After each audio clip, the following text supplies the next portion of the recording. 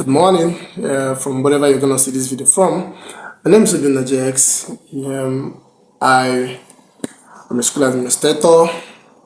I run Literature and Project Foundation in Nigeria. I have another foundation in Namibia.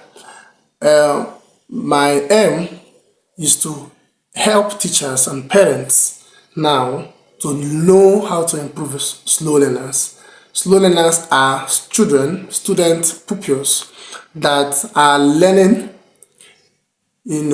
at a pace slower than their age and grade mates. They are learning, but they are coming behind others. It's not that they are not learning, they are learning. A slow learner is not unintelligent. It is wrong to refer a slow learner as being unintelligent. That is wrong. In fact, if you refer to a slow learner as not being intelligent, you shoot yourself in the leg, you can't help them again. So you see them as slow because if a child is slow, then there are things to do to help them to catch up. That's what we call slow learners. They are learning. The other thing I want to say is that it's not the fault of a slow learner that the slow learner is slow. It's not their fault, but it's their problem. They didn't cause it. Most of the slow learners didn't do anything to become slow, but it's not their problem. If something is your problem, if something is a problem, then it means that problem can have a solution, but it may not be your fault. Okay, so it may not be your fault that you are slow, but now you are slow, now it's a problem. Now, because it's a problem, we all know that every problem have a way it can be solved. So I'm going to share with us how you can help a slow learner to become better. Okay, but before we go to solution, we need to get to characteristics. Characteristics is what helps us to know how to identify them. Why is it important that we identify them before we go to solution?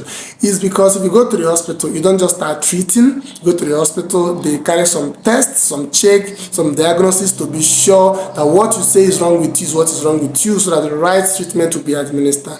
Number one thing you need to check out in a child to be able to know that they're slow. That's one of the characteristics, is that their comprehension is bad. They don't comprehend. No matter what you say, if you say, do you understand, the answer is always no. Now, when they are tired of saying no, they will say yes, so that you can just pass, but they don't understand anything. That's number one. Number two, because they don't understand anything, they can't give you anything. Their expression is also very poor. Now, expression comes in terms of tests, exam. When you ask them, give them exam or test based on what they sat in the class and learned with others, they are always coming last. They're always not giving the right answers. That's how you know. Number three is that their memory power is poor. Memory power is that you tell them something now, you can tell a child something now, and then the next minute you're asking them to give it back to you, and they are struggling. That's how you know that this child, is a slow learner or could be a slow learner. Number four is that they cannot think properly. If you eventually get a slow learner who have been in the class with you, you taught the slow learner, and you want them to say something, what they will say will completely not make sense. They are not rational thinkers. They can't be able to articulate very well because the comprehension,